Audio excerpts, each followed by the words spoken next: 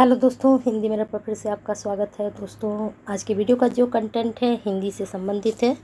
और हिंदी का जो हम प्रीवियस पेपर लेकर आए थे, पहले लेकर आए थे आपके लिए 2016, अब लेकर आए हैं आपके लिए 2015। और ये पेपर जो है बीए सेकेंड ईयर के स्टूडेंट्स के लिए है। पेपर का नाम है अवार्चनीय काव्य, लेकिन आपका जो अब का पेपर का नाम है आधुनिक कविता है। पेपर का सिलेबस सेम है, पेपर का सिर्फ आपका नेम चेंज हुआ है, बाकी पेपर सेम है। और 2015 का ये पेपर है। चलिए चेक करते हैं किस तरह से आपका पैटर्न था और किस तरह के आपके क्वेश्चंस आते थे जब आपका ईयरली था। मैं कई बार बता चुकी हूँ, 20 में ईयरली आ चुका था लेकिन एमसीक्यू बेस हुआ था। 18 में सेमेस्टर चला था, तो उससे पहले के जो पेपर्स हैं वो हम अरेंज कर रहे हैं धीरे धीरे। अभी हिंदी के हो पाए हैं, और सब्जेक्ट के जैसे ही होते हैं आपके लिए अपलोड कर दिए जाएंगे। लेकिन इतना है कि एग्ज़ाम से पहले पहले आपको प्रीवियस क्वेश्चन का पैटर्न मिल जाएगा, और सब्जेक्ट का भी। क्वेश्चन बैंक भी सभी के अपलोड हो चुके हैं, आप चेक कर लीजिए। हिस्ट्री के रह गया है क्वेश्चन बैंक, वो भी जल्दी ही अपलोड हो जाएगा तीनों क्लासेस का। अब मैंने आपको बताया था कि इस बार आपका 100 का भी आ सकता है पेपर, और 75 का आता था। हो सकता है 75 का ही आए, और 3 घंटे का पेपर होता था। 100% में 95% आपके चांसेस 75 नंबर का पेपर आने के हैं। हिंदी की बात कर रही हूँ, और सब्जेक्ट के जब मुझे पैटर्न मिल जाएगा तब मैं बिल्कुल आपको श्योर बताऊंगी कि किस तरह का पैटर्न आपका रहेगा। अब यहाँ देख लीजिए, पहले जो आपके क्वेश्चंस बनते थे इसमें से 12 प्रश्नों के उत्तर आपको देने हैं, ठीक है। एक एक नंबर के प्रश्न थे, आप नंबर भी ऐड करते चले अपने। यहाँ 12 नंबर के प्रश्न हैं, आप देख लीजिए किस तरह के आपके क्वेश्चंस बने थे एमसीक्यू में। इनके आंसर आप सर्च कर लीजिए, नहीं मिलते हैं तो आप मुझे बताइए कमेंट बॉक्स में, मैं आपको कराऊंगी। चलिए अब आगे देखते हैं दूसरे प्रश्न में किस तरह के प्रश्न बने। इसमें बने निम्नलिखित लघु उत्तरीय प्रश्नों में से किन्हीं 5 प्रश्नों के उत्तर दीजिए।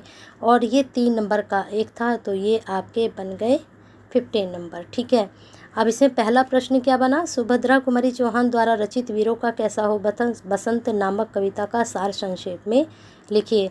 आजकल मैं वीडियो आपकी बना रही हूँ, आपको सारी कविताओं के बारे में समझा रही हूँ, तो आपको वहाँ से समझकर इनको लिखना है, ठीक है। चलिए आगे चलते हैं। आगे प्रश्न है श्री राम शर्मा, ये वाला मैं शायद कल या आज मैं अपलोड कर दूँगी आप लोगों के लिए। श्री राम शर्मा प्रेम के काव्य के भाव पक्ष का उल्लेख कीजिए, ठीक है। आगे है श्री लीलाधर जगुड़ी द्वारा रचित कविता पेड़ की आज़ादी का सार संक्षेप में लिखिए। ये तीनों के बारे में आपको मैं जल्दी ही बताने वाली हूँ, अगर आपको नहीं पता है तो वहाँ से आपके ये प्रश्न निकल कर आ जाएंगे, इनके आंसर। नेक्स्ट क्वेश्चन है, गुमानी पंत को सामाजिक व राष्ट्रीय चेतना का कवि माना जाता है, इस पर अपने विचार प्रकट कीजिए। गुमानी के बारे में भी आपको जल्दी ही बता दूंगी। कामायनी की श्रद्धा सर की विशेषताएं बताइए, ये मैं आपको करा चुकी हूँ, तो वेरी इंपॉर्टेंट, ये मैंने करा भी दिया है। कामायनी भी करा दिया है और मैंने लज्जा भी करा दिया है, दोनों के सारांश आपको बता दिए हैं। बाकी सारांश के अकॉर्डिंग ही आपको विशेषताएं भी लिखनी है, श्रद्धा के बारे में और लज्जा।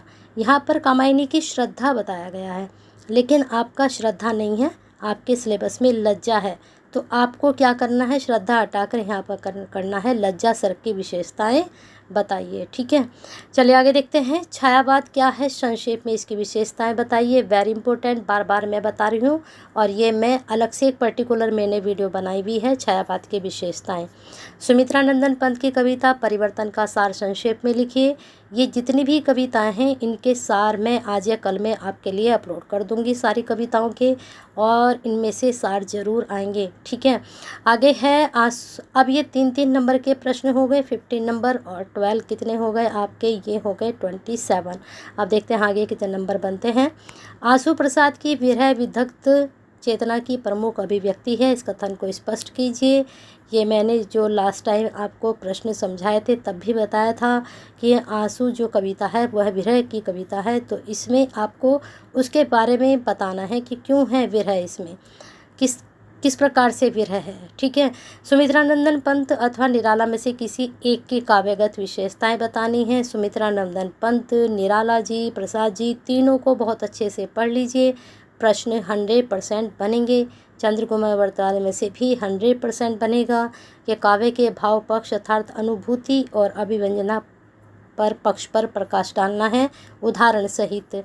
कला पक्ष की दृष्टि से आगे के काव्य कौशल का मूल्यांकन कीजिए। ठीक है, आगे है निम्नलिखित। अब ये आपके 12 नंबर के क्वेश्चन थे, इन्होंने अथवा डाल दिया है और 12 नंबर के ये 2 क्वेश्चन में 4 दिए हैं इन्होंने, 4 में से कोई आपको 2 करने थे। तो 24 नंबर आपके ये हो गए, 27 ये हो गए, तो ये आपके बन गए 51। ठीक है, आगे है फिर प्रश्न आपका 8 नंबर का, तो आपके बन जाएंगे 59। अब आगे देखते हैं इसमें क्या कह रहे हैं। निम्नलिखित पदखंडों में से किन्हीं 3 की संदर्भ सहित व्याख्या कीजिए। प्रत्येक के नंबर आपको 8 मिलेंगे, तो 24 आपके ये हो गए हैं। तो कितने हो गए? पूरे 75 नंबर आपके कंप्लीट हो गए। 8 नंबर की व्याख्या, जो घनीभूत पीड़ा थी, मैंने बताया था कि ये 100% कर लीजिए, आएगा। बताइए कहाँ से लिया गया है? ये आपकी सरोज स्मृति में से है, ये है ना। धन्य में पिता निरर्थक था, ये भी सरोज स्मृति से है। अगर आपको पता है कि ये पंक्ति कहाँ से है तो आपको पूरे नंबर मिलेंगे। इसमें व्याख्या में क्या करना होता है, व्याख्या में अगर आपको पता है कि कहाँ कौन सी कविता से पंक्ति है और इसके कवि कौन हैं, तो आपको फिर कोई दिक्कत नहीं, फिर आप अपनी लैंग्वेज में इन पंक्तियों को बनाकर भी लिख सकते हो। मैटर करता है आपका संदर्भ में ही आपको नंबर मिलते हैं। व्याख्या के थोड़ा सा आपका पैटर्न देखा जाता है कि किस तरह से आपने इसको एक्सप्लेन किया है, बाकी और कुछ नहीं, लेकिन संदर्भ सही है तो नंबर अच्छे मिलते हैं। तो जैसे मैंने आपको बता दिया, ये दोनों ही पंक्तियाँ आपकी कहाँ से ली गई हैं? धन्य में पिता निरर्थकता सरोज स्मृति से ली गई हैं। ठीक है, अब यहाँ पर इन्होंने 8 नंबर की किन्हीं 3 की व्याख्या बतानी है। अब आगे चलते हैं, रिपीट हो चुका है यहाँ पर, चलिए आगे देखते हैं। फिर तीसरी आपकी है, अहे वासुकी सहस्र फन लक्ष्य से चरण तुम्हारे चिन्ह निरंतर। अब बताइए कहाँ से लिया गया है, मुझे आपको ये बताना है कि ये पंक्ति कहाँ से है। चलिए आगे देखते हैं, समझ में आया है कहाँ से है ये परिवर्तन में से है, सुमित्रा नंदन पंत की कविता में से है। सुमित्रा नंदन पंत की जो कविता है परिवर्तन, वहीं से स्टार्ट भी यहीं से है। चलिए आगे देखते हैं, कहाँ मिलेगी मरकर इतनी सुंदर काया, जिस पर विधि ने जग का सौंदर्य लुटाया, हरे खेत ये भी जन वनों की बहती नदियाँ। बताइए कहाँ से आपको लग रहा है कि कविता की पंक्ति हो सकती हैं। ये है हरी बिछली घात दिखली कलगी छर हरी बाजरे की, आपकी आगे की कविता है, वहाँ से ली गई है। ठीक है, चलिए आगे चलते हैं। अब ये 4 आपके घ ढ इन्होंने 5 दिए हैं, ये 5 में से आपको कोई 3 करने थे। तो इस प्रकार से 75 का आपका ये पेपर है।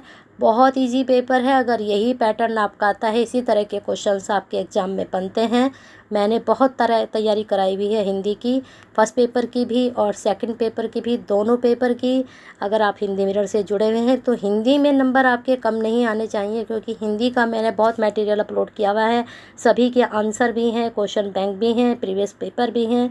तो हिंदी में बिल्कुल किसी भी उत्तराखंड के जितने भी श्रीदेव सुमन उत्तराखंड के स्टूडेंट हैं, किसी के भी नंबर हिंदी में कम नहीं आने चाहिए। बाकी पॉली आपका पॉली हिस्ट्री और आपका सोशलॉजी के भी क्वेश्चन बैंक दे चुकी हूँ, हिस्ट्री के भी रह रहे हैं। प्रीवियस क्वेश्चन में पेपर अपलोड कर चुकी हूँ, तो वहाँ से आप उसकी तैयारी कर सकते हैं।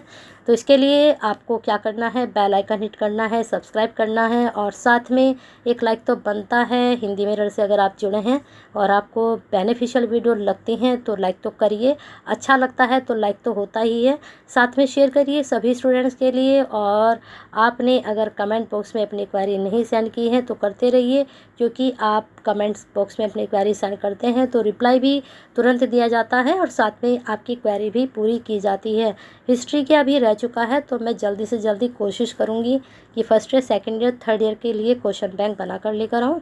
तो बने रहिए तब तक हिंदी मिरर के साथ, अपना प्यार और साथ ऐसे ही बना के रखिए लाइक के साथ।